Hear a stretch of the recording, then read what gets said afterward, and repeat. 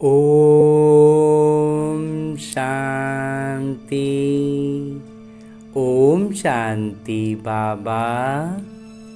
आज मैं आत्मा अपने परम पिता परमात्मा के चैतन्य उपस्थिति में इस अमूल्य अलौकिक मुरली का अध्ययन करने जा रहा हूँ, जिसके लिए लौकिक तौर पर दो बातों का ध्यान रखना है। एक कि बड़े फुर्सत से, एकदम इत्मीनान से अपने हाथों में स्वयं से मुरली का अध्ययन करना है, जिसके कारण हम बाबा के चैतन्य एक एक शब्द का अध्ययन जब गहराई से करते हैं तो बाबा मुझसे कह रहे हैं ऐसा अनुभव पाते हैं, और उनकी चैतन्य उपस्थिति का अनुभव से हम भाव विभोर हो उठते हैं। और साथ ही साथ जब दिनचर्या में हमारे लौकिक किरदार में वो कुछ भी परिस्थिति आती है तो बाबा की मुरली की वो बात कानों में ऐसे गूंजती है जैसे बाबा मेरे साथ उस वक्त भी खड़े हैं और मुझसे कान में बात को दोहरा रहे हैं। जब कोई हमारा लौकिक प्रिय हमसे कुछ कहता है तो हमें उनकी बात याद रहती है ना। बिल्कुल ऐसे ही परमात्मा की बातें हमें हमारे किरदार निभाते समय, हमारे जब विकर्म सामने आते हैं एक परिस्थिति बनकर, उस समय हमें याद रह जाते हैं। तो बस इसी अवस्था, ये चीज़ हमें लगातार हमारी उन्नति करती है। इसके लिए हमें फुर्सत से अपने हाथों में मुरली को लेना है। और अलौकिक तौर पर करना क्या है कि अपने सूक्ष्म शरीर के साथ अपने उसी मन को जो यहाँ बहुत, जिसे हम कहते हैं कि भटकता है, वास्तव में वो छटपटा रहा है। बिल्कुल ऐसे जैसे मछली बिन पानी के छटपटाए, वैसे ही हम अपने वास्तविक परम पिता परमात्मा के सानिध्य से, उनकी उपस्थिति से जो दूर हो गए हैं, उसके कारण आज हमारा मन छटपटा रहा है, इसीलिए इधर उधर भटक रहा है कि वो अपने मूल स्थान तक पहुंच सके। तो बस उसे अभी फ़िलहाल सूक्ष्म शरीर को, अपने उसी मन को लेकर के पहुंच जाते हैं मधुबन की धरा पर, और उसमें भी खास तौर पर पांडव भवन के उन चार धामों में हम अपने दिल की बात कहने के लिए बाबा की कुटिया में जा सकते हैं। बाबा से लाड प्यार पाने के लिए बाबा के कमरे में जाकर बिना कुछ कहे, बिना कुछ सुने, बस सिर्फ बाबा और मैं, बाबा मुझसे प्यार कर रहे हैं, मैं बाबा के गोद में अपना सर रखे हुए हूँ और बाबा मुझसे दुलार रहे हैं, मेरे सर पर हाथ फिरा रहे हैं, ये अनुभव पा सकते हैं। और जब खुशियों का समय कुछ अनुभव प्राप्त करें, कुछ अलौकिक सफलता प्राप्त करें, तो बाबा के संग झूले में बैठकर झूला झूल सकते हैं। और जब हम में बिंदु रूप में स्थित होने की अभ्यास करनी हो तो पहुंच जाएं बाबा के उस शांति स्तंभ के पास, जहाँ बाबा अव्यक्त स्मृति के लिए उस स्तंभ है, वो स्थान है। तो वहाँ सूक्ष्म शरीर के साथ पहुँच जाना है। अभी फ़िलहाल हम चलते हैं हिस्ट्री हॉल में, जहाँ साकार तन का आधार लेते हुए मेरे बाबा ने ये मुरली चलाई थी। और लौकिक तौर पर तो बाबा ने ये मुरली पहले चलाई थी, लेकिन अलौकिक तौर पर आज मैं आत्मा जब अपने सूक्ष्म शरीर के साथ बाबा के चैतन्य उपस्थिति का अनुभव पाते हुए उसी हिस्ट्री हॉल में अपने सूक्ष्म शरीर के साथ उपस्थित होता हूँ, तो बाबा अपने दिल की बातें, जिसमें इस मुझ आत्मा के हित की, आने वाले समय की बातें भी होंगी, मेरे मन के सवालों के जवाब भी होंगे, उन सारी ही बातों को, बाबा के दिल की बातों को बाबा इसी मुरली में निहित करके मुझसे कहते हैं, मीठे बच्चे, ये सारा विश्व ईश्वरीय परिवार है, इसलिए गाते हैं तुम माता पिता हम बालक तेरे। तुम अभी प्रैक्टिकल में गॉडली फैमिली के बने और हम अभी ईश्वरीय परिवार के वास्तविक अर्थों में बन गए हैं ना जी। बाबा कहते हैं पूरा विश्व ही ईश्वरीय परिवार है, क्योंकि सब परमात्मा की ही संतान है। तो इसलिए भी गायन भी है कि हम भगवान हमारे माता पिता हैं और हम उनके बालक हैं, और इस बात का वास्तविक अर्थ में अनुभव भी हम अभी पा रहे हैं। और इसी का एक तरह से कहें तो जो हम लौकिक में भक्ति में सुनते थे, वसुधैव कुटुंबकम, पूरा विश्व परिवार है। और आगे प्रश्न रूप में बाबा कहते हैं कि बाबा से 21 जन्मों का पूरा वर्षा लेने की सहज विधि कौन सी है? उत्तर बतलाते मेरे बाबा, संगम पर शिव बाबा को अपना वारिस बनाओ, तन मन धन से बलिहार जाओ, तो 21 जन्मों के लिए पूरा वर्षा प्राप्त होगा। बाबा कहे, जो बच्चे संगम पर अपना पुराना सब कुछ इंश्योर करते हैं, अपना सब कुछ न्योछावर कर देते हैं, बाबा को समर्पित कर देते हैं, उन्हें मैं रिटर्न में 21 जन्मों तक देता हूँ। और कहते हैं अपना सब कुछ बलिहार कर देते हैं। इंश्योरेंस जो में हम क्या होता है, प्रीमियम भरते हैं ना, बस लौकिक में जो काम करते हैं वो अलौकिक में वही चीज़ है, अपना सब कुछ समर्पण करना है। तो उसमें परमात्मा के अर्थ, यहाँ डायरेक्ट परमात्मा के यज्ञ में समर्पण होगा। हमारा भावना, हमारी श्रद्धा और हमारा जो भाव है उसका ही सारा, उस पर ही सारा दारोमदार है। तो जो भी हमारा, जितना भी हमारे पास जो कुछ भी है, उसका हम कितना अच्छे से बाबा पर उसका समर्पण करते हैं, न्योछावर करते हैं, उसी पर आधारित होता है कि बाबा हमें उसके बदले में 21 जन्मों तक देते हैं। और प्रभाव तो उसका 84वें जन्म तक होता है। ये तो अब हम अनुभव कर रहे हैं ना कि जब बाबा का ज्ञान नहीं मिला था तब तक तो अपने आप को दुखी और वो सब समझते थे, लेकिन जब ज्ञान मिला तब समझ में आया कि हमारा ये 84वां जन्म भी कितना अच्छा था। किसी भी चीज़ का कोई भी मतलब वास्तविक अर्थों में बहुत ज़्यादा तकलीफ़ में, दुख में, बहुत ज़्यादा बुरी स्थिति में जो अन्य आत्माओं को देखते हैं वैसा नहीं रहा ना, उन सब से तो बहुत बहुत बहुत बेहतर स्थिति में थे। और अब तो खैर संपूर्ण अच्छी स्थिति में आ गए, अब दुख से तो ऊपर उठ ही गए। गीत है, नयनहीन को राह दिखाओ, ओम शांति। बच्चों ने गीत सुना। ये भगत भगवान को पुकारते हैं। भगवान को पूरा न जानने के कारण मनुष्य कितने दुखी हैं। भक्ति मार्ग में कितना माथा मारते रहते हैं। सिर्फ इस जीवन की बात नहीं, जब से भक्ति शुरू हुई है तब से धक्के खाते रहते हैं। भारत में ही देवी देवताओं का राज्य था, जिसको स्वर्ग यानी सचखंड कहा जाता था। भारत सचखंड है। भारत की महिमा बड़ी जबरदस्त है, क्योंकि भारत परमपिता परमात्मा का जन्म स्थान है। उनका असल नाम शिव है।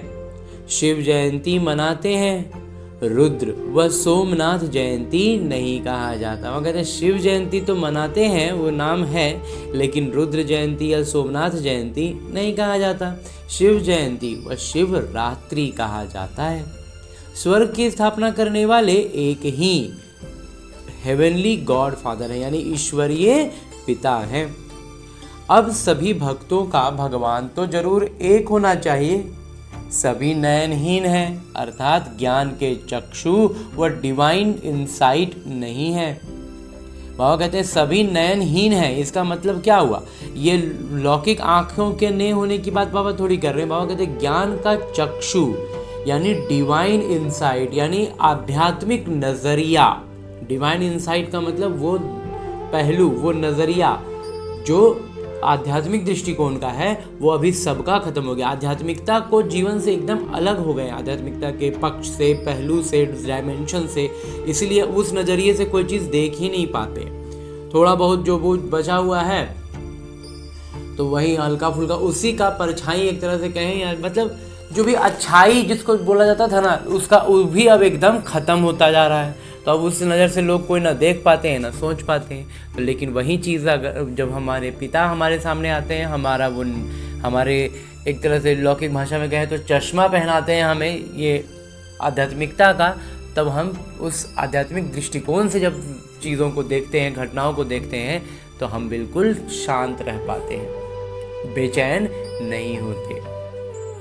भगवान उवाच, मैं तुमको राजयोग सिखाता हूँ। श्रीमद् भागवत गीता है मुख्य। श्री अर्थात श्रेष्ठ मत। अब तुमको बुद्धिमान बनाया जाता है। दिव्य चक्षु अर्थात ज्ञान का तीसरा नेत्र दिखाते हैं। वास्तव में ज्ञान का तीसरा नेत्र तुम ब्राह्मणों को मिलता है, जिससे तुम बाबा को और बाबा की रचना के आदि मध्य अंत को जान जाते हो। वह कहते वास्तव में हमें बाबा वही आध्यात्मिक दृष्टिकोण देते हैं, तो उससे हम उस जिसको ज्ञान का तीसरा नेत्र भी बाबा कहते हैं, और वो ब्राह्मणों को मिलता है। मतलब जब हम विकारों के मोटे मोटी बातों से अपने आप को अलग करते हैं, ऊपर उठाते हैं, तब हम ब्राह्मण बनते हैं। और जब ब्राह्मण बनते हैं तब फिर हमें हमारा ये दृष्टिकोण, हमारा ये ज्ञान का तीसरा नेत्र खुलता है, और इससे हम बाबा का ज्ञान को समझ पाते हैं, बाबा का परिचय पाते हैं, बाबा से रूबरू होते हैं, और तब फिर उनके ज्ञान से उनकी रचनाओं को, अपनी खुद की रचना जो बाबा ने हमें रचा उसको जानते हैं, रचना को जानते हैं, और उस सृष्टि चक्र को जानते हैं, और उसके आदि मध्य अंत को जान पाते हैं। इस समय सभी में देह अहंकार व 5 विकार हैं, इसलिए घोर अंधियारे में हैं। तुम बच्चों के पास रोशनी है, तुम्हारी आत्मा सारे विश्व के इतिहास भूगोल को जान गई है। पहले तुम सब अज्ञान में थे, ज्ञान अंजन सतगुरु दिया, अज्ञान अंधेर विनाश। ये सतगुरु आते हैं तो हमें ज्ञान की आंखें देते हैं, ज्ञान अंजन हुआ, और बाकी अज्ञानता में तो अंधेर में रहते हैं तो विनाश होना ही है। मतलब क्या होगा, सब कुछ दिख नहीं रहा है तो जाके ध्वस्त ही होगा ना। तो जो पूज्य थे वहीं फिर पुजारी बन पड़े हैं। पूज्य हैं रोशनी में, पुजारी हैं अंधियारे में। परमात्मा को आप ही पूज्य, आप ही पुजारी नहीं कह सकते हैं, वो तो है ही परम पूज्य, सबको पूज्य बनाने वाले। उनको कहा जाता है परम पूज्य, परम पिता, परम आत्मा, मतलब परमात्मा। श्री कृष्ण को थोड़े ही ऐसे कहेंगे, श्री कृष्ण के लिए ये सारी बातें नहीं होती हैं, उनको सब गॉड फादर नहीं कहेंगे। निराकार गॉड को ही सब गॉड फादर कहते हैं। निराकार पिता को, निराकार परमेश्वर पिता भगवान को ही हम गॉड फादर भी कहते हैं, परम पिता भी कहते हैं। वो भी आत्मा परंतु परम है, इसलिए उनको परमात्मा कहा जाता है। वो परम आत्मा सदैव परम धाम में रहने वाले हैं। अंग्रेजी में उनको सुप्रीम सोल कहा जाता है। बाबा कहते हैं तुम गाते भी हो, आत्मा परमात्मा अलग रहे बहुकाल। ऐसे नहीं परमात्मा से अलग रहे बहुकाल, नहीं, ये नहीं होता। आत्मा परमात्मा अलग रहे बहुकाल, ये गायन था। ये नहीं था कि परमात्मा से अलग रहे, ये चीज़ नहीं था। नहीं, बाबा कहते हैं ऐसा नहीं था, ये पहले नंबर का अज्ञान है। तो सबसे पहला अज्ञानता तो यही कर देते हैं, आत्मा सो परमात्मा। तो यही जो गड़बड़ करते हैं, सबसे पहला गड़बड़ कि आत्मा सो परमात्मा कह देते हैं। पहले इस ब्रह्मा कुमार को भी बहुत ज़्यादा वेद शास्त्र तो नहीं पढ़े, लेकिन थोड़ा वो जो परिचय इधर उधर से देखा तो उसमें वही समझ में आया कि आत्मा का बहुत कुछ बतलाएंगे, आत्मा में ये, आत्मा का ऐसे, आत्मा करके बहुत कुछ बोलेंगे, और अंत में जाकर के सब आत्मा का हर बात आत्मा सो परमात्मा कह देते हैं, आत्मा ही परमात्मा है। अरे तो फिर इतना देर से आत्मा का जो डेफिनेशन दे रहे थे वो परमात्मा के सारा डेफिनेशन हो गया ना, जबकि ऐसा नहीं था। आत्मा का डेफिनेशन फिर भी कुछ हद तक कुछ लगेगा कि जैसे वहीं आटे में नमक मिसल कुछ सही बातें लगेंगी, लेकिन फिर उसको मिला देते हैं जाके परमात्मा से। बस बाबा कहते हैं सबसे पहले नंबर का ज्ञान था तो यही कर देते हैं, परमात्मा सो आत्मा कहना, ये सबसे बड़ा पहला गलती करते हैं। आत्मा तो जन्म मरण में आती है, परमात्मा थोड़े ही पुनर्जन्म में आते हैं। आत्मा जन्म मरण में आता है, परमात्मा नहीं आते। बाबा बैठ समझाते हैं, तुम भारतवासी स्वर्गवासी पूज्य थे, ह्यूमैनिटी के पूज्य सब देवी देवताएं थे। बाबा कहते हैं मानव जो मनुष्य हैं इनका सबसे पूज्य अवस्था देवी देवताएं थे। ये सारा ईश्वरीय परिवार है और जिसके रचता है ईश्वर। गाया जाता है तुम माता पिता हम बालक तेरे, तो परिवार हो गई ना। जब वो माता पिता हैं हम बालक हैं तो फिर परिवार हो गए ना। अच्छा भला ये बताओ तुम माता पिता किसको कहते हो? बाबा कहते हैं अच्छा बताओ कि माता पिता कहते किसको? ये कौन कहते हैं? आत्मा कहती है तुम माता पिता हम बालक तेरे, तो तुम्हारी कृपा से स्वर्ग के सुख घनेरे। हमको स्वर्ग में मिले हुए थे। तो हमको परमात्मा मिले थे, उन्होंने हमें स्वर्ग का सुख दिया था।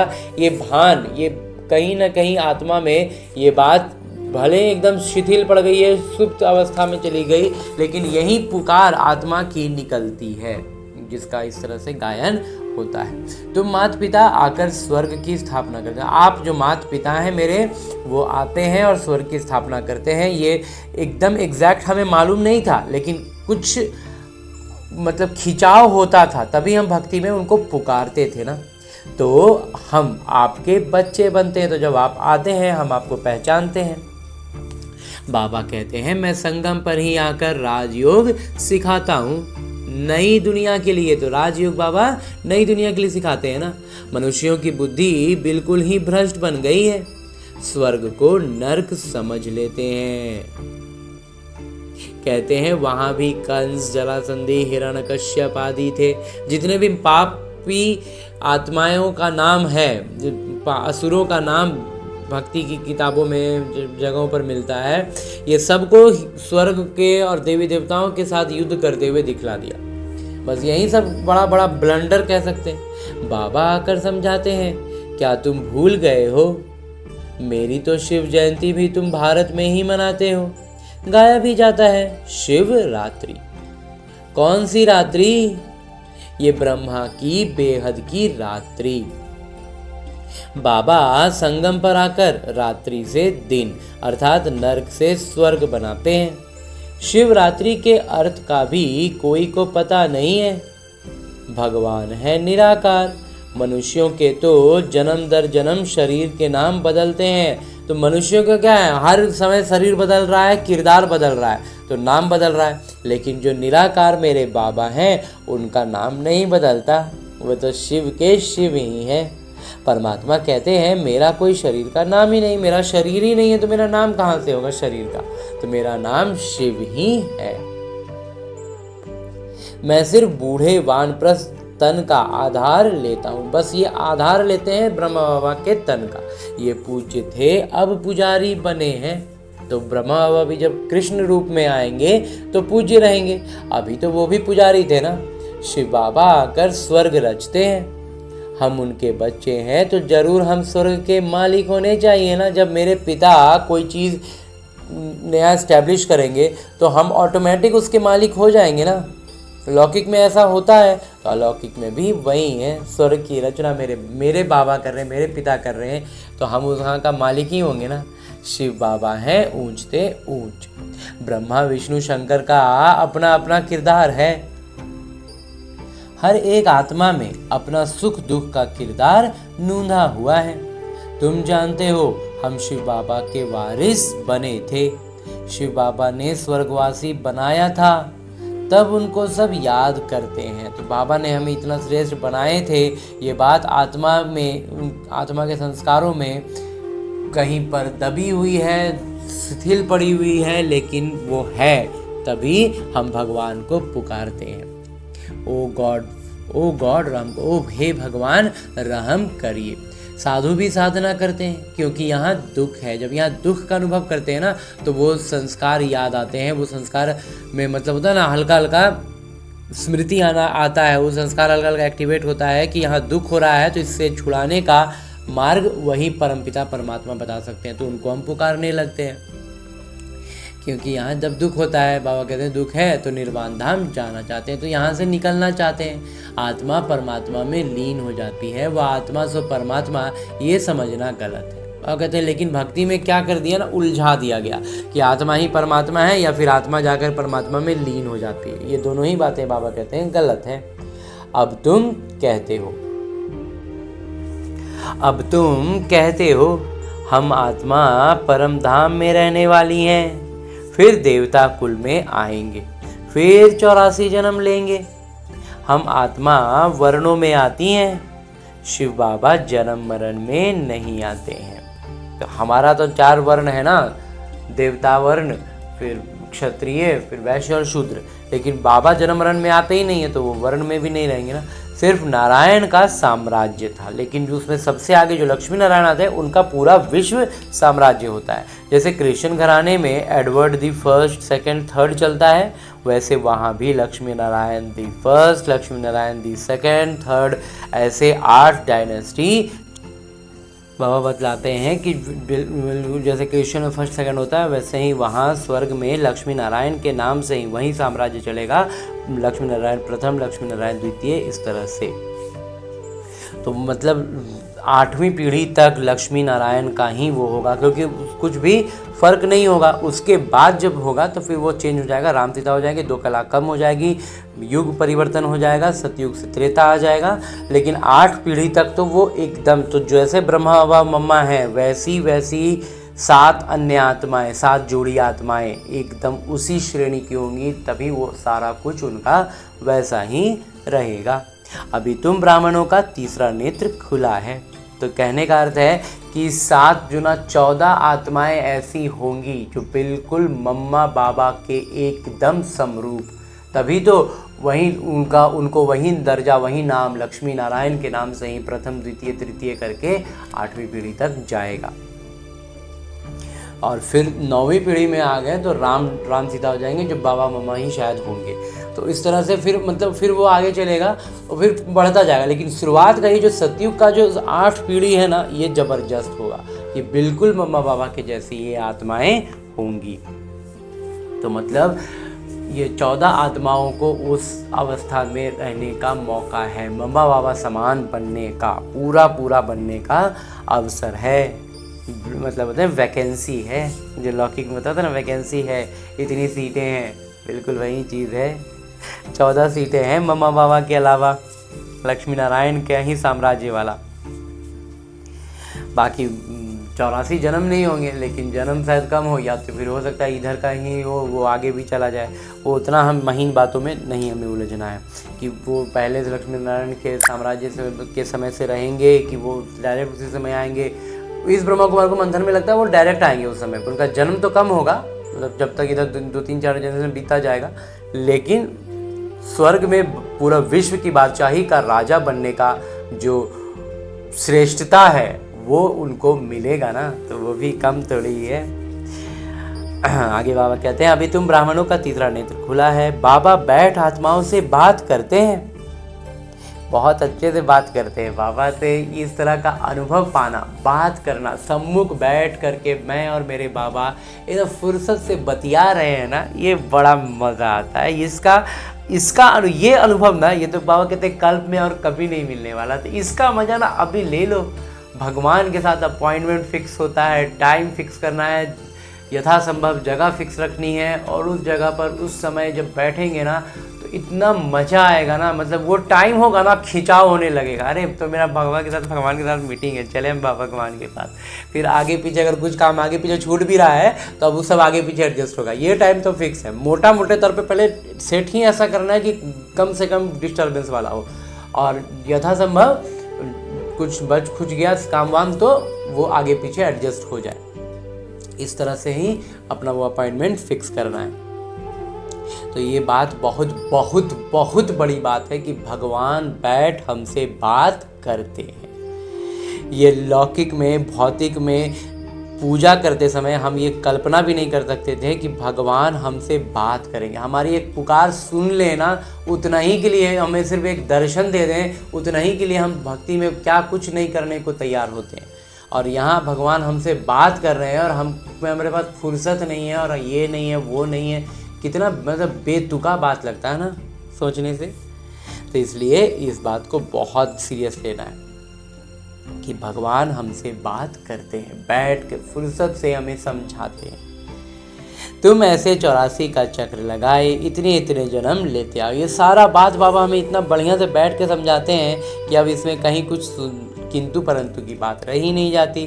पूरा ज्ञान स्पष्ट हो जाता है ना जब फुर्सत से बैठते हैं ना, बाबा की वाणी महसूस करते हैं कि कान में पड़ रही है ना, तो एकदम से आत्मा के संस्कारों को जा करके वो परिवर्तन करने की पावर रखता है। जब ये मुरली इतनी गहराई से देंगे, गहराई में क्या, मन बुद्धि और जो लौकिक हमारा माइंड है, ब्रेन है, कॉन्शियस माइंड है, वो सबसे तहे में चले जाता है, सबकॉन्शियस को पार करके आत्मा तक पहुंचती है बात।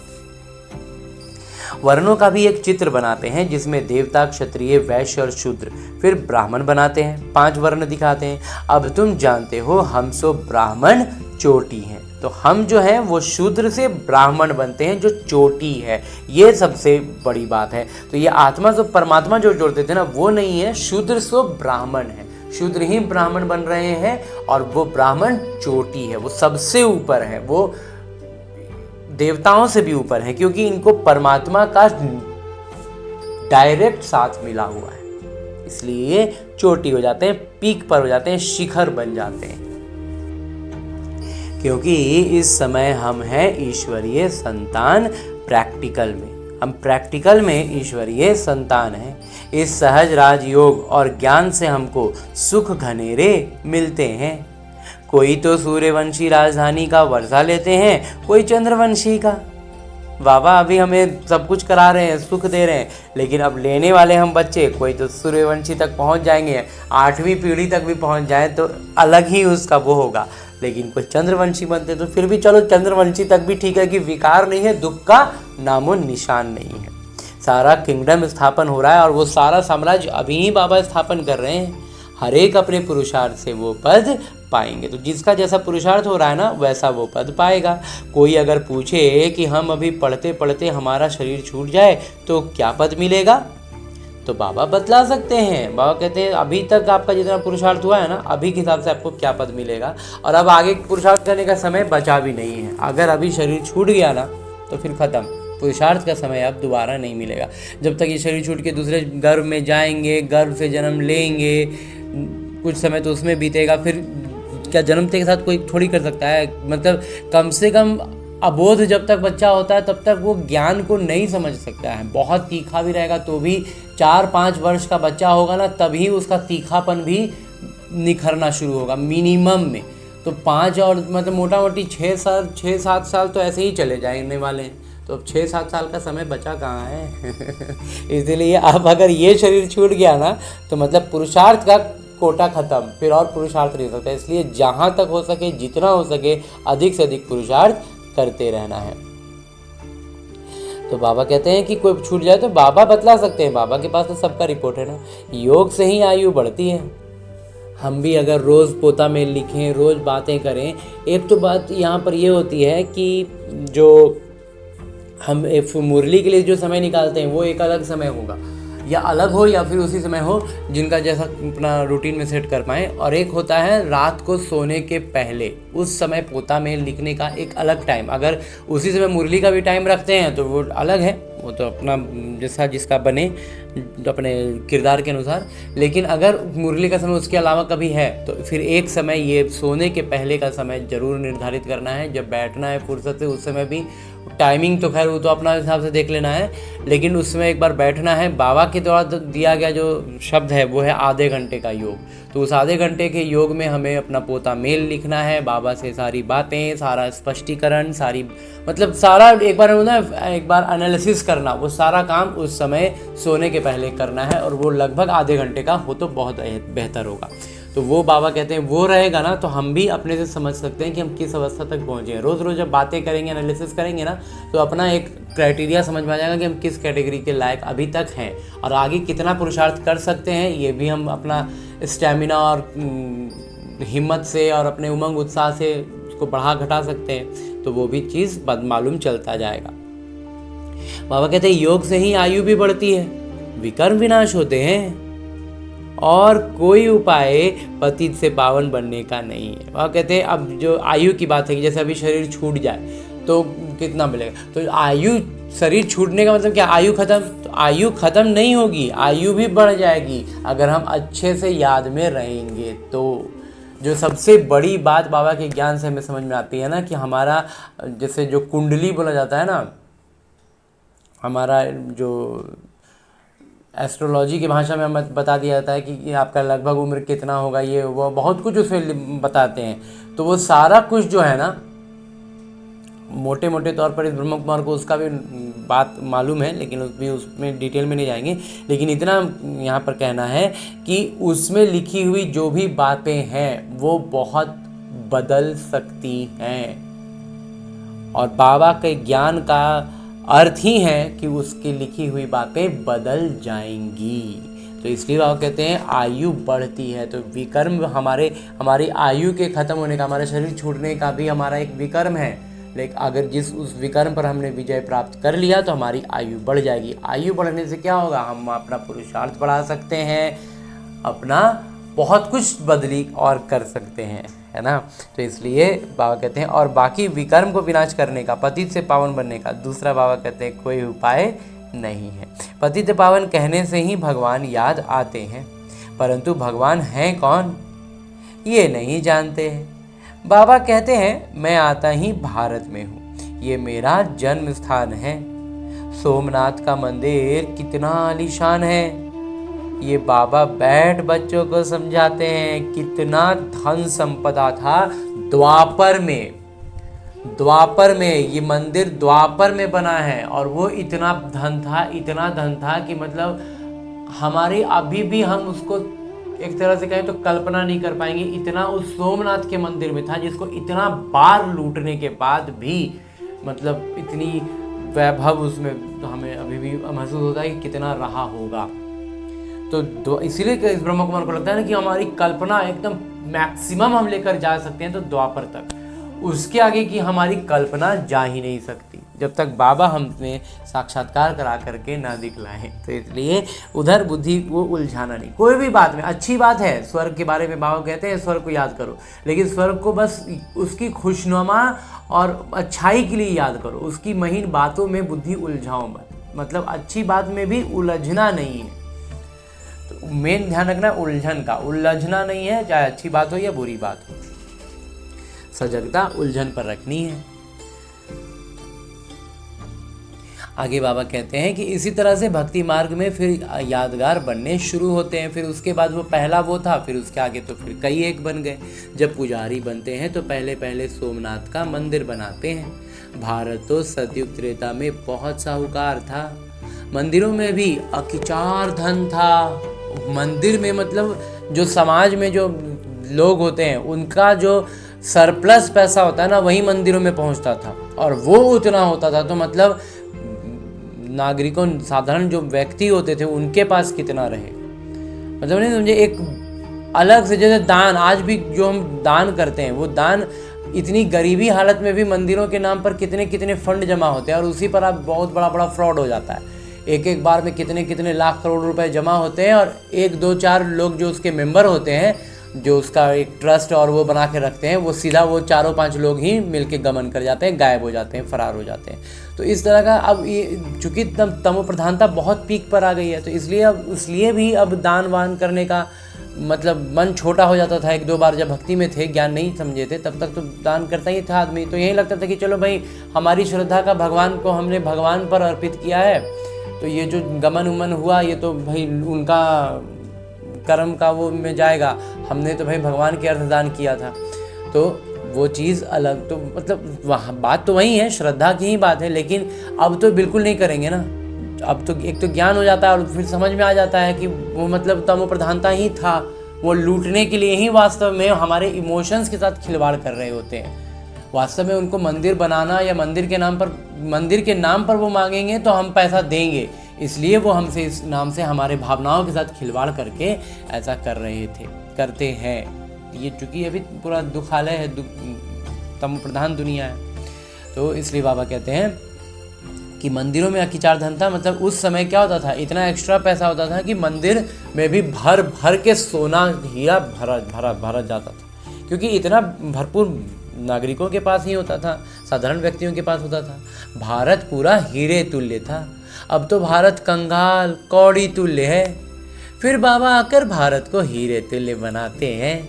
कोई से भी पूछो रचयिता कौन है, कहेंगे परमात्मा। वो कहाँ है, वो तो सर्वव्यापी हैं। पहले पूछो कि रचयिता कौन है तो परमात्मा कहेंगे, लेकिन जब बोलो वो कहाँ है तो कह देंगे सर्वव्यापी है। बाबा कहते हैं ये सारा वृक्ष जड़ जड़ीभूत अवस्था को पाया हुआ है, तो वास्तव में पूरा का पूरा एकदम जड़ जड़ीभूत अवस्था में फंस गया है। इसीलिए इस तरह की बातें में हमारे बुद्धि उलझा हुआ है। अपने को देखा जाता है कि हम लायक बने हैं जो बाबा मम्मा की गद्दी नशीन बन सकें। मम्मा बाबा की गद्दी नशीन बनना है। मम्मा बाबा तो प्रथम रहेंगे, लेकिन द्वितीय तृतीय के लायक भी हम बने हैं, इतना तो देखो, इस बात पर तो ध्यान दो। ये है ही पतित दुनिया, तो इस दुनिया से तो आप पूरा निकल गए बाबा। अब कल आपका मुरली इतना जबरदस्त इस ब्रह्मा कुमार को अंदर तक मतलब नजरिया को एकदम एक झटके में न बदलने का पूरा प्रयास में थे, एक मतलब दिशा पकड़ लिए थे, लेकिन एकदम से कल से झटके में आ गया कि अब हर एक सीन में हम अपने आप को बिहाइंड द सीन समझ रहे हैं। जो शूटिंग चल रही है, जो कैमरा और वो सब कुछ हो रहा है, सारी आत्माएं अपने अपने कैरेक्टर में फंसे हुए हैं और मैं अपने उस कैरेक्टर से पूरी तरह बाहर आ गया हूँ। मैं उस सीन में बिहाइंड द सीन हूँ, पूरी तरह से मैं ऑफ कैमरा में अपने आप को महसूस कर रहा हूँ। तो मुझे सारा कुछ ऑफ कैमरा ही नज़र आ रहा है। वो लोग जो एक्टिंग कर रहे हैं वो लग रहा है कि झूठ मूठ का कर रहे हैं, बेकार में कर रहे हैं, चाहे वो उनकी एक्टिंग कितनी ही दमदार क्यों ना हो। तो वह कहते हैं लेकिन ये सब कुछ समझने के लिए पवित्रता है मुख्य। तो सबसे बेसिक चीज़ जो चाहिए, जो इस ब्रह्मा कुमार का मंथन अनुभव सब कुछ रहा, वो यही कि पवित्रता तो सचमुच चाहिए। पवित्रता जब तक धारण नहीं करेंगे ना, मोटे तौर की काम विकार की पवित्रता पहले वो धारण करेंगे ना, तब ही ज्ञान समझ में आना होगा, स्थिर होना, बुद्धि में बात बैठना शुरू होगा। नहीं तो उसके पहले बैठेगा ही नहीं बात, तो बैठेगा ही नहीं तो फिर आगे कहाँ से बढ़ेंगे। तब बैठेगा तब फिर महीन महीन स्पष्टता आती जाएगी, तब महीन पवित्रता पर हम जा पाएंगे। इसलिए पवित्रता को बिना अपनाए बाबा का ज्ञान में हम आगे बढ़ ही नहीं सकते, वो आधार है। अब तो ना no health no wealth no happiness है। वह कहते हैं अब ना स्वास्थ्य है, ना समृद्धि है, ना खुशी है। ये है रुण्य के पानी मिसल, यानी मृग तृष्णा के समान राज्य। तो अभी क्या है, अभी लोग जो लगता है लोगों को कि इसमें सुख है, जैसे पैसा, अभी सबसे ज़्यादा लोगों को एक ही भ्रम हो गया है कि पैसा से सब कुछ होता है, पैसा में से सब कुछ हो जाएगा, पैसा सुख है, इसलिए पैसा कमाने की मृग तृष्णा में दौड़ रहे हैं। मृग तृष्णा का अर्थ ये एक मतलब साइंटिफिक वो चीज़ होता है जो हम अनुभव भी कर सकते हैं कि जब गर्मी, बहुत तेज़ गर्मी का मौसम हो और एकदम सूखा मौसम हो, जहाँ मतलब पानी का निशान नहीं होगा, ऐसा गर्मी रहे, एकदम तेज गर्मी, उस गर्मी में अगर हम मतलब सीधा ज़मीन अगर हमें नज़र आ रहा हो ना, या हल्का आगे तरफ डाउन हो, तो वहाँ पर ना लाइट का ऐसा परिवर्तन होता है गर्म हवाओं के साथ कि थोड़ी दूर के बाद हमें लगता है कि वहाँ बाकायदा पानी है, एकदम अच्छा खासा पानी है, एकदम तालाब के जैसा पानी, ऐसा परावर्तन और इस तरह का लाइट का इफेक्ट आता है। ये पूरा साइंटिफिक है ये। तो ये चीज़ मतलब लाइट का परावर्तन कुछ इस तरह का होगा कि लगेगा कि आगे में, थोड़ी दूर आगे में पानी है, उसी को कहा जाता है मृग तृष्णा। मतलब उससे मृग को लगता है, हिरण को लगता है कि आगे पानी है, इसलिए वो दौड़ता है आगे पानी के लिए, लेकिन जैसे ही वो आगे बढ़ता है पानी उससे उतनी ही दूर और नजर, क्योंकि आंखों के साथ लाइट का परावर्तन इस तरह का हो रहा है, तो उसको लगता है अच्छा यहाँ नहीं, वहाँ आगे थोड़ा और आगे है, और इस तरह से वो दौड़ता रहता है गर्मी में, और मतलब एक तरह से कहें तो बेहोश हो जाएगा, मर जाएगा, लेकिन उसको पानी मिलेगा ही नहीं, क्योंकि वास्तव में वहाँ पानी था ही नहीं। तो बस वही है आज के समय में लोग जो दौड़ रहे हैं जिस चीज़ के पीछे, जिस चीज़ को समझ करके, वास्तव में जब वो वहाँ पहुँचते हैं तो वहाँ पर वो चीज़ होती ही नहीं है, तो उनको लगता है अच्छा यहाँ नहीं आगे है, और इस तरह से वो लोग अपना सब कुछ मतलब हद देते हैं, ख़त्म कर देते हैं, नष्ट कर देते हैं अपना सारा एनर्जी। मतलब अगर वो चुपचाप हिरन कहीं बैठ जाता ना, तो शायद शाम होने तक वो मतलब टिकता, और फिर शाम के बाद वो ढूंढता तो कहीं ना कहीं थोड़ा बहुत पानी शायद मिल भी जाता, लेकिन वो धूप में लगातार दौड़ता रहेगा तो मर ही जाएगा ना। तो बस वही चीज़ है, बाबा कहते हैं कि अभी नो हेल्थ नो वेल्थ, ना स्वास्थ्य बचा है, ना लोग स्वास्थ्य पर ध्यान दे रहे हैं उसी दौड़ में, ना समृद्धि हो रही है, मतलब संतुष्टता नहीं है, किसी चीज़ में जो है उसको एक मिनट भी देखना नहीं है, उसको महसूस करना नहीं है। मतलब जीवन में ऐसा नहीं है कि जीवन में कुछ भी सुख नहीं बचा है, कुछ भी नहीं है, ऐसा नहीं होता है, थोड़ा बहुत। अब इस ब्रह्मा कुमार का तो मंथन यही अनुभव यही रहा कि थोड़ा बहुत हमारे पास होता ही था, हम भले हमारा दृष्टिकोण बदल दिया गया है, हम उसको देखते नहीं थे, तो वहीं नो वेल्थ हो जाता है, समृद्धि नहीं होती है, कोई चीज़ लगता है हम हमेशा कमी ही महसूस करते हैं, तो ना स्वास्थ्य बचता है, ना कुछ की संतुष्टि होती है, हमेशा कमी ही अनुभव करते हैं, और हमेशा कमी अनुभव करते हैं तो खुशी नहीं रहती, तो बस मृग तृष्णा में दौड़ते रहते हैं। इस पर भी दुर्योधन की कहानी शास्त्रों में लिखी हुई है। बाबा कहते हैं इस पर दुर्योधन पर भी कोई कहानी होगा, जो इस ब्रह्म कुमार को तो मालूम नहीं है। बाबा कहते हैं दुर्योधन को विकारी कहा जाता है। इतना है कि दुर्योधन विकारी था, कौरव का बड़ा भाई था दुर्योधन, तो उसको विकारी ही कहते हैं, हम पापी कहते हैं। द्रौपदियाँ कहती हैं हमारी लाज रखो। सब द्रौपदियाँ हैं ना बाबा, अभी हम सब बच्चों को द्रौपदियाँ कहते हैं। ये बच्चियाँ स्वर्ग का द्वार हैं। बाबा कितना अच्छी रीति समझाते हैं। ये जो बच्चियां हैं ना बाबा, इनको स्वर्ग का द्वार बतलाते हैं। तो अभी इस वर्तमान में समझें तो ये जो बाबा की बच्ची बनती हैं, जो समर्पित दीदियां होती हैं, और उसमें भी अगर कोई छोटी बच्ची होती है ना, तो छोटे बच्चों में तो ऐसे भी भक्ति में भी हम भगवान का वास मानते थे ना। तो जो छोटी बच्चियां हैं वो बाबा पर समर्पित हो जाती हैं, पूरी आत्माएँ होंगी, बाबा का ज्ञान में समर्पित हुई, तो वो उनसे हम उनके सानिध्य में पहुंचते हैं। एकदम जो अज्ञानी आत्मा होती हैं, तो वो उनको कहाँ का मार्ग दिखला देती हैं? स्वर्ग का। तो वो स्वर्ग का द्वार बन गई ना, इसीलिए बाबा कहते हैं कि ये बच्चियाँ स्वर्ग का द्वार हैं। और बाकी लौकिक रीति से भी जो स्त्री शरीर में जो आत्मा आई है, ऐसे तो सब आत्मा है, लेकिन जो स्त्री शरीर मिला मतलब उनको ऊंचा दर्जा मिला। ऐसा इस ब्रह्मा कुमार का मंथन है जिस पर बाबा ने मुहर लगा चुके हैं।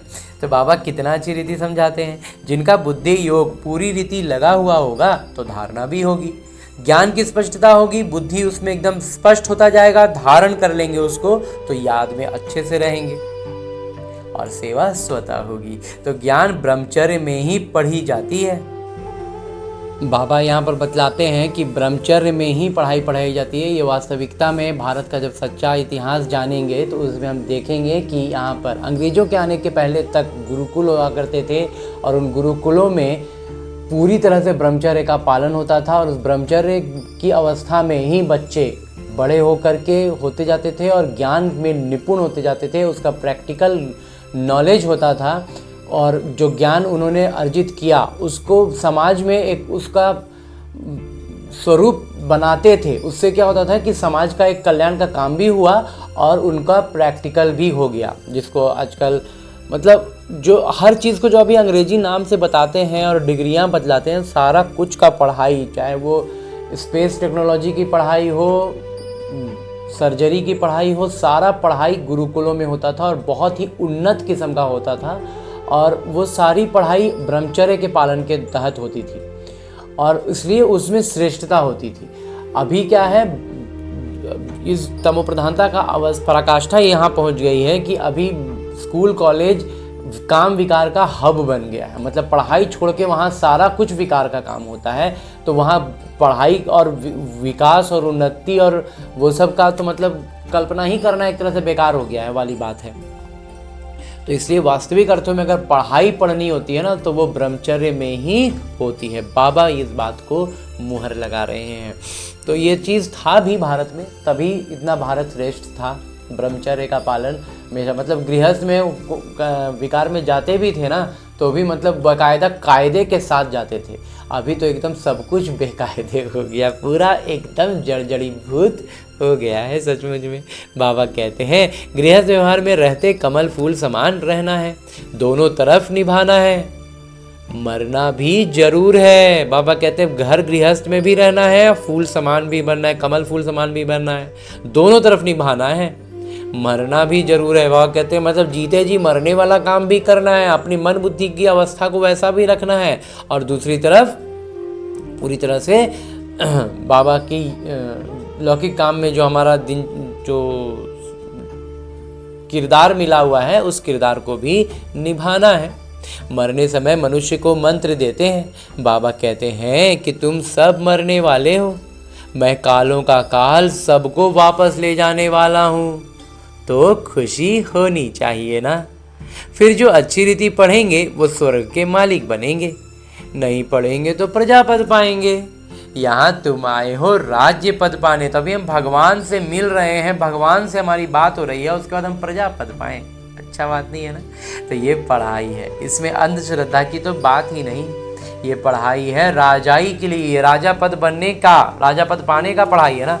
जैसे पढ़ाई का परम उद्देश्य है बैरिस्टर बनेगा तो योग जरूर पढ़ाने वाले टीचर से रखना पड़े, बाबा कहते हैं जो लौकिक पढ़ाई होती है उसमें बैरिस्टर बनना है, तो जिसका होता है ना बड़े बड़े जजों का, बड़े बड़े वकीलों का उसमें रेफरेंस होता है, उन्होंने ये किया, ये दलील दी थी, तो उस सारा का पूरा उनका पढ़ाई में वही सब होता है, तो उनके साथ उनका बुद्धि अटैच होता है। अभी हमारा पढ़ाई भगवान के साथ है, तब हम देवता बनते हैं ना। तो यहाँ तुमको भगवान पढ़ाते हैं, तो उनसे योग लगाना है, उनसे अपनी हर कुछ जोड़नी है। बाबा कहते हैं मैं परम धाम बहुत दूर से आता हूँ। परम धाम कितना ऊंचा है?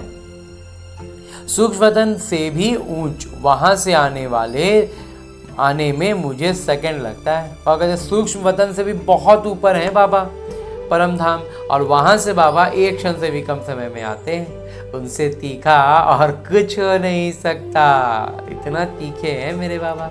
सेकंड में जीवन मुक्ति देता हूँ। जनक का मिसाल है ना, अभी तो नर्क पुरानी दुनिया है, नई दुनिया स्वर्ग को कहा जाता है। बाबा नर्क का विनाश कराए स्वर्ग का मालिक बनाते हैं, बाकी सब आत्माएं शांति धाम में चली जाती हैं। आत्मा इमॉर्टल है, आत्मा अजर अमर अविनाशी है, उनको किरदार भी इमॉर्टल मिला हुआ है। तो जो आत्मा अविनाशी है, अजर अमर अविनाशी है, तो उसका किरदार भी जो है नूंधा हुआ उसमें, वो भी वही है, अजर अमर है।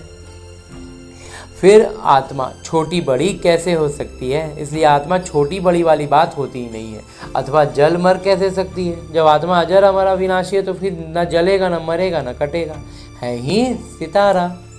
बड़ा छोटा हो न सके, बाबा कहते हैं इसमें बड़ा छोटा होने वाला कोई बात है ही नहीं। अब तुम हो गॉड फादरली स्टूडेंट, अब तुम जो है ना, बाबा कहते हैं अब हम जो हैं वो है ईश्वरीय छात्र।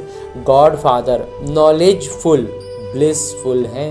परम पिता परमात्मा जो मेरे हैं वो ज्ञानवान भी हैं, समृद्धवान भी हैं, और वही तुमको पढ़ा रहे हैं। हाँ जी बाबा, तुम जानते हो इस पढ़ाई से हम सो देवी देवता बनेंगे। तुम भारत की सेवा कर रहे हो तो हम अपनी उन्नति कर रहे हैं, तो पूरा सेवा स्वतः हो रहा है ना। ये बात तो हमने कई बार समझ चुके। पहले तो बाबा का बनना है, और जगह तो गुरु के पास आ जाते हैं, उनका बनते हैं, अथवा उनको अपना गुरु बनाते हैं। यहाँ तो है पिता, तो पहले बाबा का बच्चा बनना पड़े। बाबा बच्चों को अपनी जायदाद देते हैं। बाबा कहते हैं बच्चे तुम एक्सचेंज करो, तुम यहाँ पर बाबा को दो, बाबा बदले में हमको देंगे, तो एक्सचेंज ही हो गया ना। तुम्हारा कखपन हमारा, और हमारा विश्व का बादशाही तुम्हारा। देह सहित जो कुछ है वो सब मेरे को दो, मैं तुम्हारी आत्मा और शरीर दोनों को पवित्र बना दूंगा। तो आप कहते तुम अभी अपना ये विकारी घटिया तमो प्रधान, एक तरह से कहें तो सड़ा हुआ चीज़ हमको दे दो, और हम तुमको सब कुछ हीरे तुल्य एकदम श्रेष्ठ से श्रेष्ठ दे देंगे, बना देंगे, और फिर राजाई पद भी देंगे। तो तुम्हारे पास जो कुछ है तुम बलि चढ़ा दो, जीवन मुक्ति मिलेगी। तुम अपना सब कुछ बाबा को समर्पित कर दो, तुमको जीवन मुक्ति मिल जाएगा। बाबा ये सब आपका है। बाबा कहते हैं तुम मुझे वारिस बनाओ, मैं 21 जन्म तुम्हें वारिस बनाता हूँ। सिर्फ मेरी मत पर चलो, सिर्फ बाबा की मत पर चलना है। बाबा का ज्ञान मिल गया, अब आगे पीछे और कुछ करने का ज़रूरत ही नहीं है। भल धंधा आदि करो, बाबा जैसे ही ऐसा सोचते हैं, बाबा कहते हैं कि लौकिक रीति का जो धंधा आदि है वो करो, विलायत जाओ, कुछ भी करो, सिर्फ मेरी मत पर चलो। खबरदार रहना, माया घड़ी घड़ी पछाड़ेगी, कोई भी विकर्म नहीं करना। श्रीमत पर चलेंगे तो श्रेष्ठ बनेंगे। वहाँ कहते हैं लौकिक तौर पर कोई भी किरदार हो आपका, आप उस किरदार में अपना किरदार निभाते रहो, बिहाइंड द सीन आकर के निभाओ, अपने आप को उस कैरेक्टर से बाहर कर लो, बस खाली वहाँ पर उपस्थित रहेंगे। उस तरह से करना है, एकदम अपने आप को पूरी तरह से अलग कर लेना है, तब हम बाकी के किरदारों को भी ना एकदम सहज रीति देख पाएंगे, व्यर्थ संकल्पों से एकदम बाहर आ जाएंगे। और ऐसा करते हुए बाबा कहते हुए फिर लौकिक में जो तुम्हारा जो किरदार है उसके अनुसार तुम कुछ भी करो, जो किरदार में जो कुछ भी करना है, धंधा पानी सब करते रहो, लेकिन ध्यान रखो मेरी मत पर चलना है, बाबा जो बतलाए वहीं उस पर ध्यान देना है, खबरदार रहना है, क्योंकि जरा सा अगर हम कैरेक्टर में फंसे तो फिर अन्य आत्माएं भी हमारे सामने एकदम वही कैरेक्टर के अनुसार आएंगी, उनका विलेन का रोल और सब कुछ नज़र आने लगेगा, और फिर माया हमको वहीं से माया अपना रूप दिखाएगा और हमको घड़ी घड़ी बाबा कहते हैं पछाड़ेगा। तो इसलिए हमें ध्यान देना है कि कोई भी कर्म नहीं करना, कोई भी कर्म ऐसा नहीं करना है जो विकारों के अधीन होकर के हम कर रहे हो, हमारा एक भी संकल्प, एक भी कुछ भी हमारा विकारों के अधीन ना हो। श्रीमत पर चलेंगे तो श्रेष्ठ बनेंगे, इसलिए ध्यान रखना है कि श्रीमत पर हमेशा चलते रहना है।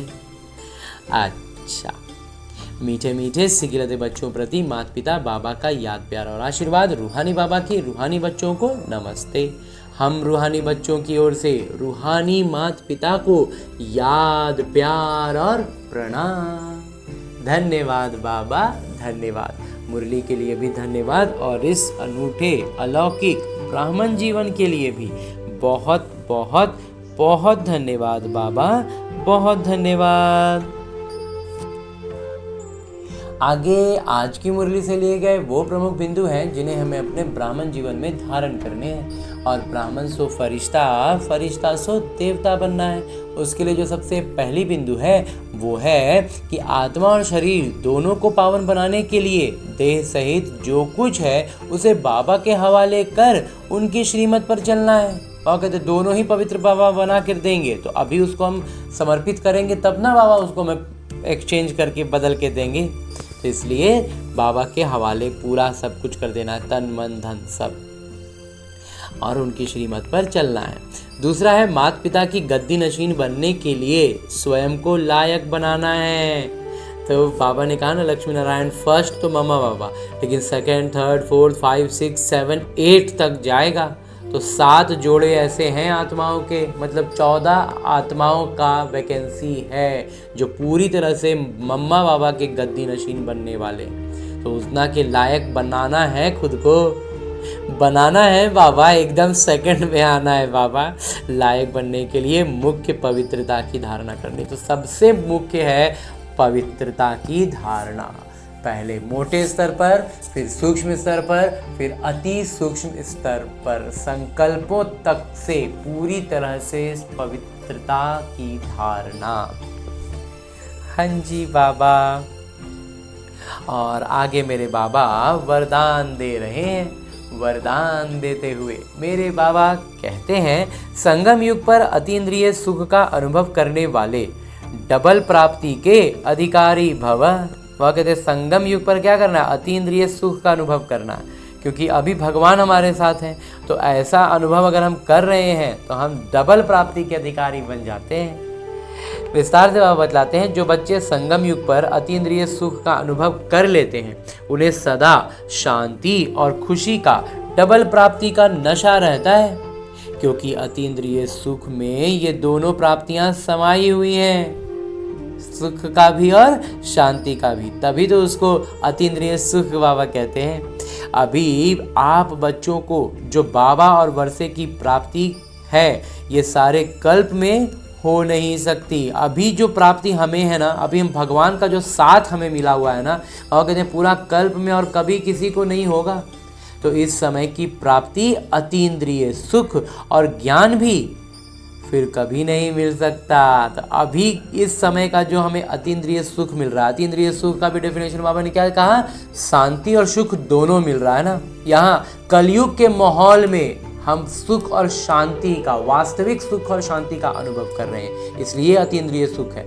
और इसके अलावा बाबा एडिशनल ज्ञान भी दे देते हैं। बाबा कहते हैं इस समय की प्राप्ति जो है अतीन्द्रिय सुख और ज्ञान भी फिर कभी नहीं मिलेगा। और ये चीज़ भी ऐसा है जो कभी दोबारा कल्प में और किसी भी समय नहीं मिलेगा। तो इस डबल प्राप्ति के अधिकारी बनो। तो ये सब कुछ अभी बाबा एकदम खुला ऑफर दे रहे हैं, तो इसको एकदम अधिक से अधिक हासिल करना चाहिए ना, कर रहे हैं बाबा।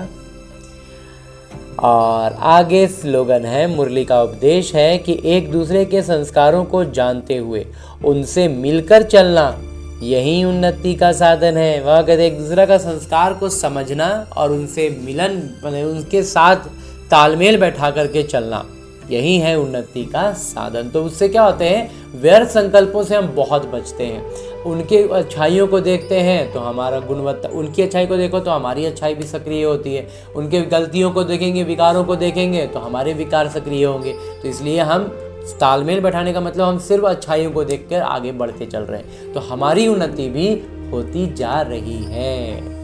हाँ जी बाबा। आगे मातेश्वरी जी के अनमोल महावाक्य, मम्मा की मीठी बातें। मम्मा कहती हैं, सच्चे पातशाह परमात्मा से सच्चा होकर रहो। विस्तार से मम्मा कहती हैं, इसी समय अपने को बाबा यानी परमात्मा द्वारा ये फरमान मिला है कि निरंतर मेरी याद में रहो। योग का अर्थ है ईश्वरीय याद में रहना।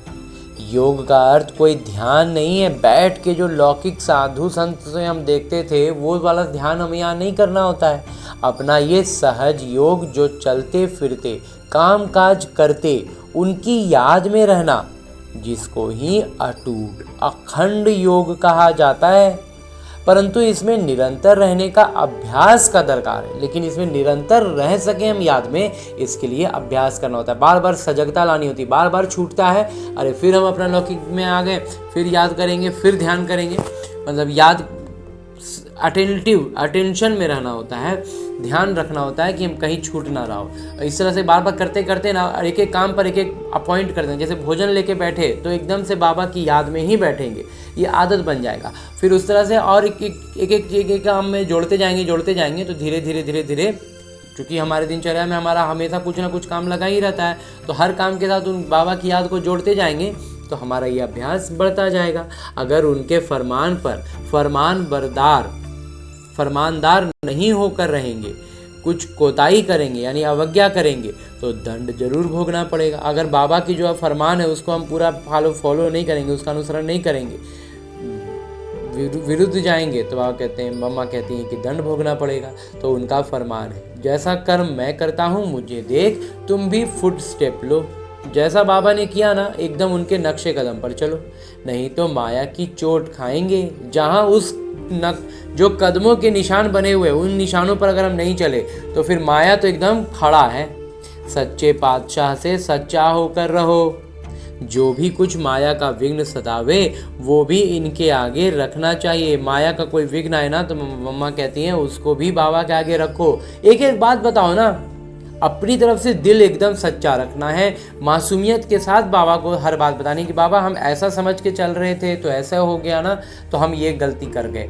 तो ये चीज़ पूरी तरह से स्पष्ट बताना है कि हमसे कहाँ गलती हुई, हम क्या समझ के क्या कर रहे थे, क्या हुआ। और ये सचमुच में हमारा जो अनुभव रहेगा वो उसके साथ होशियारी नहीं करना है बाबा के साथ कि बाबा को पता ही नहीं चल रहा है, ऐसा नहीं। हम कितनी मासूमियत से, कितनी सच्चाई से कह रहे हैं ना, उससे हमारे अंक जुड़ रहे हैं। इस बात का हमें ध्यान रखना है। तो इसलिए मम्मा कहती हैं कि जो उनकी मदद से माया हट जाएगी। तो ऐसा मम्मा बतलाती हैं कि जो कुछ भी विघ्न सतावे उसको भी बाबा के आगे रख देना चाहिए, तो उनकी मदद से माया हट जाएगी। तो फिर बाबा का साथ मिल जाएगा तो फिर माया हट जाएगा ना, वो भी तो बात है। रास्ता स्पष्ट हो जाएगा, फिर तो जहाँ बिठाएं जैसे चलाएं, जो खिलाएं, रास्ता स्पष्ट हो जाएगा। हमारा बुद्धि एकदम स्पष्ट रहेगा ना, फिर कहाँ है, क्या है, क्यों है, कैसे है, हमें सोचना ही नहीं है ना, सब तो बाबा के उम्मीद करना है हमको। ऐसे साथ देने की बहुत हिम्मत चाहिए। बाबा कहते हैं इसके लिए ना हिम्मत चाहिए कि एकदम हम पूरा एकदम से बाबा में लग जाएं, कि जो कुछ भी करना है बाबा के हाथ से करना है। हम सिर्फ निमित्त बने हुए, क्या करा रहे हैं, कब करा रहे हैं, कहाँ करा रहे हैं, हमको सब सोचना भी नहीं है। ऐसे महान सौभाग्यशाली बिल्कुल थोड़े निकलेंगे, वो विजयी माला में जाएंगे। मम्मा कहती हैं ऐसा बहुत कम ही आत्माएं होंगी ना जो विजयी माला में जाएंगी। वहीं 14 आत्माएं इस ब्रह्म कुमार को समझ में आ रहा है। बाकी भाग्यशाली जो थोड़ा बहुत लेकर जाकर प्रजा बनेंगे, बाकी जो थोड़ा बहुत लेंगे वो जाकर के प्रजा बनेंगे। तो थोड़ा मिलने में खुश नहीं हो जाना। एकदम मम्मा बाबा जैसा बोल रही हैं कि थोड़ा सा मिल गया तो कुदने में खुश मत हो जाओ। भगवान का साथ मिला हुआ है, इसका जितना ज़्यादा अच्छे से इसको हम अपने में धारण कर लेंगे उतना अच्छा है ना। उनका आभार भी हम उतना प्रकट कर रहे हैं, ये भी समझ में आता है। तो अपनी इच्छा तो संपूर्ण हो, साहस रखो, आगे बढ़ना है। माया विघ्न डालेगी, परंतु उसके ऊपर विजय पानी है। इसमें अगर भूल की तो निश्चय की कमी है, कुछ अपनी धारणा में कमी है, ये तो अपना कसूर है। इसमें लोक लाज कुल मर्यादा को तोड़ना पड़ता है। जब ये तोड़ेंगे तभी सच्चे पारलौकिक दैवी मर्यादा को पाएंगे। मम्मा कहती हैं कि इसमें निश्चय का कमी रहेगा तो धारणा में कमी होगी, और उसमें अब ये धारणा का कमी, निश्चय का कमी तो अपना गलती है ना। तो इसमें दुनिया का लोक लाज कुल मर्यादा इस सब को थोड़ा तोड़ना पड़ेगा, और जब तोड़ेंगे तभी हम वास्तविक सच्चा पारलौकिक दैवी मर्यादा को पाएंगे। हाँ जी मम्मा। और इस दैवी मर्यादा को तोड़ने में इस ब्रह्म कुमार का छोटा सा मंथन यहाँ पर आता है कि अभी जो तमोप्रधान दुनिया में जो आत्माओं की तमोप्रधानता है, वो खुद से मर्यादाओं को एकदम से तहस नहस करते जा रही हैं। तो ऐसे में हम अगर ज्ञान के लिए, श्रेष्ठता को पाने के लिए भगवान का हाथ पकड़ के कुल मर्यादा की और लोक लाज की कुछ बातों का थोड़ा बहुत अगर उल्लंघन कर रहे हैं, तो इसलिए भी इसका टेंशन नहीं लेना है, क्योंकि वो तो विकारी लोग कर रहे हैं, तो गलत के उद्देश्य से कर रहे हैं, हम तो श्रेष्ठ उद्देश्य से कर रहे हैं। पहला चीज़। दूसरा चीज़, मम्मा बतला रही हैं कि ये विकारी दुनिया तो जाने वाली है। दूसरी सबसे बड़ी बात यह है कि ये जो दुनिया है, ये तो ऐसे भी ख़त्म होने वाला है। देखो, मीरा ने भी लोक लाज खाई तो तब गिरधर को पाया, तो मीरा भी भक्ति में उनका सबसे श्रेष्ठ नाम गिना जा रहा है, तो आखिर उन्होंने दुनिया का लोक लाज को ख़त्म किया ना। अगर उस लोक लाज को रखेंगे तो इस दैवी लोक के भांति बन नहीं सकेंगे। अगर इस लौकिक दुनिया का जो मतलब एक तरह से करप्ट फॉर्म बचा हुआ है, समाज का बहुत ही विकृत स्थिति अभी हमारे सामने है, नहीं तो वास्तविक समाज की जो संरचना है ना, वो इस ब्रह्म कुमार को लगता है कि वास्तव में स्वर्ग से एक बहुत ही सुदृढ़ समाज जो इसको बोला जाए उसकी संरचना हुई होगी। एक समाज जो है ना, ये स्वर्ग से ही आ रहा है, क्योंकि जितना जबरदस्त ये समाज का स्ट्रक्चर था ना, ये मतलब कहीं से किसी को भी ना इधर उधर भटकने नहीं देगा। इतना जबरदस्त सिस्टम इसमें सेट किया हुआ था। ये तो मतलब माया का घुन की तरह इसको खोखला कर दिया है, तब जा कर के ये ध्वस्त हुआ, नहीं तो नहीं हो रहा था। इतना जबरदस्त था कि ये हिलने वाला ही नहीं था। तो ये इतना मजबूत, इतना सुदृढ़ स्वर्ग में ही चीज़ें होंगी ना। तो उसी का स्ट्रक्चर आता चला गया लगातार, जो मतलब नीचे ही गिरते गया, लेकिन अभी तक भी था और अभी भी उसका बिल्कुल बेकार पड़ा हुआ स्थिति ढांचा अभी भी हमारे सामने है। तो अब मम्मा कहती हैं चूंकि अब ये खोखला पड़ गया, ढकोसला हो गया है, तो अब इसको हम तोड़ के आगे बढ़ जाएं, तो हम बाबा का हाथ पकड़ लेंगे, तभी हम स्वर्ग के लायक बन सकेंगे, नहीं तो यहाँ फंसे रह जाएंगे। तो अब कल्याण अर्थ ईश्वरीय राय तो दी जाती है, इसलिए हमारे कल्याण के लिए ना हमें भगवान अपना राय दे रहे हैं। अब ये अपनी बुद्धि का फैसला करना है। अब हमें अपनी बुद्धि से इस बात का फैसला करना है कि क्या करना है, क्या उचित है। समझ गए मम्मा? एकदम अच्छे से समझ में आ गया कि क्या उचित है, क्या करना है। हम फैसला अब कर सकते हैं कि कहाँ पर हम समाज का, या तो कई बार होता है ना कि हम खुद से हमारा अभी निश्चय नहीं हो रहा है, तो हम समाज का एक पर्दा लगा देते हैं कि हमको समाज में इजाज़त नहीं है, या ये है और वो है, तो वास्तव में वो हमारे निश्चय का कमी है। तो वो भी मम्मा ने बतला दिया ना, अपना निश्चय को भी पहले जांच कर लो, फिर ये पर्दा मत लगाओ कि समाज का ये, समाज का वो, क्योंकि समाज का उल्लंघन करने के लिए तो तमोप्रधान दुनिया पहले ही से ये, चूँकि अब ये झरझर हो चुका है, पूरा इसका स्ट्रक्चर ही मतलब एकदम खोखला हो चुका है, तो अब इसका मतलब झांसा दे करके, इसका नाम दे करके अपने आप को रोको टोको नहीं। हाँ जी मम्मा।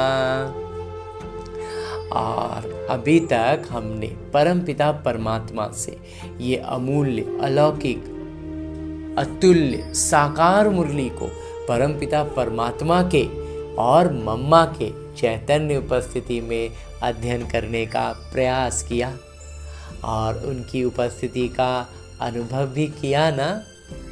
अब मेरे मम्मा और बाबा मम्मा नहीं, बाबा ने अव्यक्त रूप में स्थित रहकर एक इशारा दिया है कि सदा हर्षित रहने के लिए अपने स्वभाव को सरल बनाओ और सहनशील बनो। और ऐसा सहनशील बनने के लिए, अपने स्वभाव को सरल करने के लिए हर दिन अलग अलग आयामों से अलग अलग इशारे देते हुए आज जो इशारा बाबा दे रहे हैं वो है, जो सरल चित हैं वही सदा हर्षित रहते हैं। जिनका स्वभाव में सरलता होगा ना, वो हमेशा हर्षित रहेंगे ही। हर्षित चित्त हैं तो सबको आकर्षित करते हैं। हर्षित का अर्थ ही है अति इंद्रिय सुख में झूमना।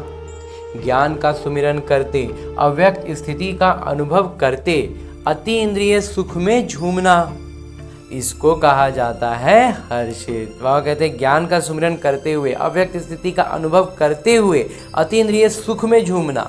अति इंद्रिय सुख का मतलब भी बाबा ने बतला दिया ना, सुख और शांति का अनुभव अभी वर्तमान में करना, इसको कहा जाता है बाबा हर्ष। तो वो खुशी, वो हर्ष हमारे चेहरे से झलकेगा। इसके लिए साक्षीपन की सीट पर सेट रहकर माया और प्रकृति के पपेट शो को मनोरंजन के रूप से देखो। अब बाबा हर एक सीन को बिहाइंड द सीन देखेंगे तो पपेट शो ही नज़र आएगा। मतलब हम जिस खेल में इतना इन्वॉल्व थे, अब एकदम से हम उससे बाहर आ जाएंगे तो हमें सब कुछ खिलवाड़ ही नज़र आएगा ना। और अब वैसा एकदम नज़रिया बदल देने से ये फ़र्क पड़ रहा है बाबा। कल की अव्यक्त मुरली में बाबा ने ज़बरदस्त बात हमें बतला दी, हमारा नज़रिया बदल दिया है। अब इस नज़रिए से हमें हर एक किरदार को, हर एक घटना को वैसे ही देखना है। और उसी को बाबा आज फिर से रिपीट करके कहते हैं कि साक्षीपन की सीट पर, यानी अपने आप को बिहाइंड द सीन लेकर आ जाएंगे। सारा सेटअप है, सब कुछ, सब किरदार अपने अपने कॉस्ट्यूम में है, अपने अपने रोल से, पता है ना, जिस कैरेक्टर का रोल वो कर रहे थे तो शॉट ख़त्म हो गया, लेकिन वो उसी रोल के हिसाब से अभी भी एक्टिंग कर ही रहे होते हैं, क्यों उनको लगता है भाई अगले दिन का भी शूटिंग में काम आएगा, ध्यान में रहेगा, तो उसके लिए करते रहते हैं। अभी हमारा वो सीन ख़त्म हो चुका है तो हम उससे बाहर आ गए, तो बाकी लोग वो काम कर भी रहे हैं, तो हमारे लिए वो एक हंसी मजाक का काम है, वो हमारे लिए एक पपेट शो है। वह कहते हैं फिर वो माया का हो या प्रकृति का हो, सब हमारे लिए एक पपेट शो है, मनोरंजन का रूप है। बस मनोरंजन करते रहना है। हाँ जी बाबा, अब ये लौकिक दुनिया का हर एक चीज़ एक मनोरंजन का काम है और कुछ भी नहीं। हाँ जी बाबा। अच्छा, ओम शांति।